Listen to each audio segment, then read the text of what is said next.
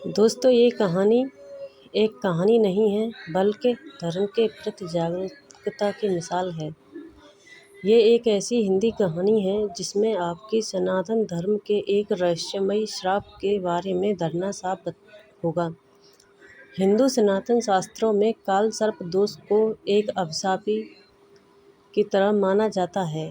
काल सर्प दोष हिंदू सनातन शास्त्र के मुताबिक व्यक्ति की कुंडली में ग्रह नक्षत्रों के योग से प्रायः कुछ न कुछ शुभ और अशुभ योगों का प्रारंभ होता रहता है।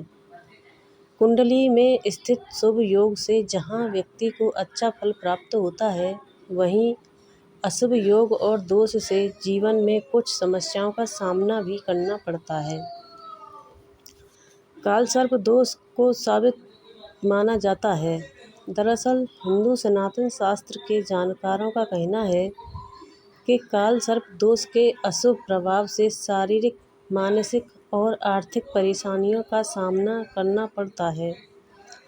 लेकिन फिर भी कुछ लोग अपने तुच्छ ज्ञान की वजह से शास्त्रों में लिखी गई चेतावनियों को भी नज़रअंदाज करके अपने जीवन का सर्वनाश कर बैठते हैं।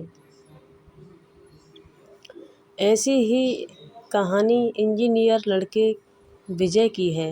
विजय आधुनिक शिक्षा ग्रहण कर चुका था और अब उसे तलाश थी एक अच्छी नौकरी की। विजय पढ़ाई में बहुत होनहार छात्र था, इसलिए उसे अपने ऊपर पूरा भरोसा था कि उसे एक अच्छी नौकरी ज़रूर मिल जाएगी। अब परीक्षा खत्म होते ही विजय अपने पहले साक्षात्कार के लिए खूब तैयारियां करता रहा। विजय अच्छी तरह जानता है कि अगर उसने यह नौकरी प्राप्त कर ली तो वह सफलता की पहली सीढ़ी पर चढ़ जाएगा। विजय साक्षात्कार के लिए अपना बायोडेटा लेकर निकल जाता है। रास्ते में अचानक उसे एक तेजस्वी बाबा मिलते हैं। वह उसे रोक लेते हैं और अपने पास बुलाते हैं और उसके मस्तिष्क को देखकर कहते हैं, तेरा काल सर्प दोष प्रारंभ हो चुका है, सावधान रहना बेटे।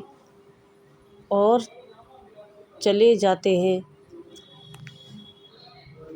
विजय को अपने साक्षात्कार के लिए देरी हो रही थी, इसलिए वह जल्दी जाना चाहता था और वैसे भी विजय को इस तरह की बातों पर कोई भरोसा नहीं। विजय कंपनी के रिसेप्शन में पहुंचकर साक्षात्कार की प्रतीक्षा करता है और रिसेप्शन में बैठी महिला कर्मचारी विजय को एक कागज़ देती है और उसमें उसकी निजी जानकारियां भरने को कहती है। विजय कागज़ लेकर उसमें जानकारियां भरने लग जाता है। विजय के साथ साथ और भी प्रतिभागी साक्षात्कार में हिस्सा लेने आए थे। कुछ ही समय में सभी अपनी अपनी जानकारियां भरकर कागज़ रिसेप्शन में जमा कर देते हैं। घंटी बजते ही साक्षात्कार का दौर प्रारंभ हो जाता है। एक एक करके सभी प्रतिभागियों को साक्षात्कार अधिकारी अपने चैम्बर में बुलाते हैं और सभी से कंपनी के कार्य से संबंधित प्रश्न पूछने लगते हैं और कुछ घंटे साक्षात्कार चलते ही अधिकारियों को मानसिक थकान होने लगती है। फिर भी वह साक्षात्कार जारी रखते हैं और इसी बीच बारी आती है विजय की। अधिकारी कई घंटों से एक ही तरह के सवाल पूछकर थक चुके थे, इसलिए विजय के आते ही वह अपने सवाल बदल देते हैं और विजय से उसके निजी जीवन से संबंधित कुछ तीखे सवाल करते हैं। विजय के माता-पिता का तलाक हो चुका था। यह बात विजय किसी को बताना पसंद नहीं करता था, लेकिन साक्षात्कार अधिकारियों के सामने मजबूरी में उसे यह बात बतानी पड़ी।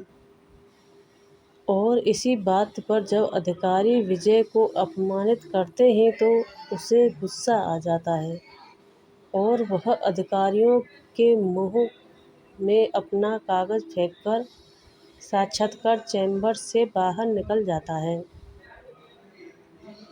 विजय ने साक्षात्कार की बहुत तैयारियां की थीं, लेकिन अधिकारियों के ऐसे रवैये से उसका मनोबल टूट जाता है और वह सोच लेता है कि अब वह किसी भी साक्षात्कार में नहीं जाएगा। विजय अपने गांव लौट जाता है। उसके पिता ने उसकी मां का साथ पहले ही छोड़ दिया था, लेकिन उसकी मां गांव में अकेले रह रही थी। विजय गांव पहुंचता है और कुछ ही पल में उसकी मां समझ जाती है कि उनका बेटा दुखी है। वह अपनी मां से बिना कुछ कहे घर के अंदर चला जाता है। कुछ दिनों बाद विजय का मानसिक तनाव बढ़ने लगता है। विजय को अकेला रहने की आदत पड़ जाती है। देखते ही देखते 1 साल गुजर जाता है।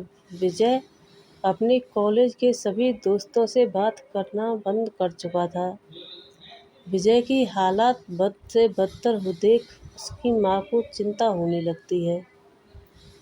वह उसे मनोवैज्ञानिक ज्योतिषी आचार्य के पास ले जाती है। हालांकि विजय वहाँ नहीं जाना चाहता था, लेकिन अपनी माँ के ज़बरदस्ती दबाव देने पर उसे वहाँ जाना पड़ता है।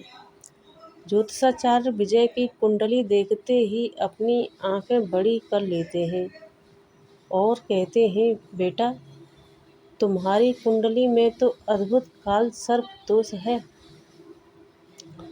अपनी माँ की भक्ति की वजह से तुम अब तक जिंदा हो, क्योंकि तुम्हारे जीवन में काल की दस्तक हो चुकी है और वह तुम्हारा भविष्य खाने के लिए तैयार है। विजय को इन सब बातों में कोई रुचि नहीं होती। वह अपनी माँ से कहता है, माँ, ये मुझे कहाँ ले आई हो? मुझे इस ढोंगी की बकवास बातें नहीं सुनना। और वह वहाँ से उठकर चला जाता है। विजय के ऊपर काल सर्प दोष का काला साया मंडरा रहा था, जिससे उसके जीवन में संकटों का पहाड़ टूटने वाला था।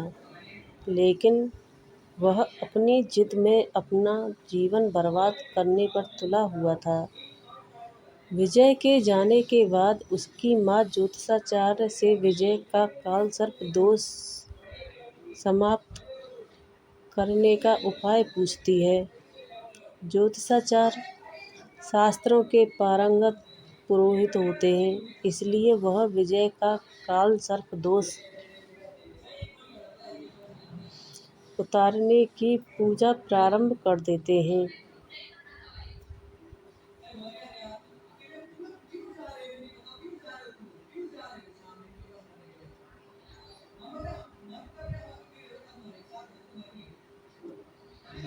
कुछ दिनों के अंदर विजय की स्थिति में बदलाव होने लगता है। उसके मन का एक व्यापार बहुत कम निवेश में सूझता है। वह अपना काम जमा लेता है और धीरे धीरे उसका दिमाग स्थिर होने लगता है। विजय के काल सर्प दोष हट चुका था और विजय सफलता की ऊंचाइयों में बढ़ने लगता है। वह आज भी शास्त्रों पर विश्वास नहीं करता है, लेकिन भगवान ने उसे अभय दान दे दिया था। विजय की नास्तिकता के साथ ही यह कहानी समाप्त हो जाती है।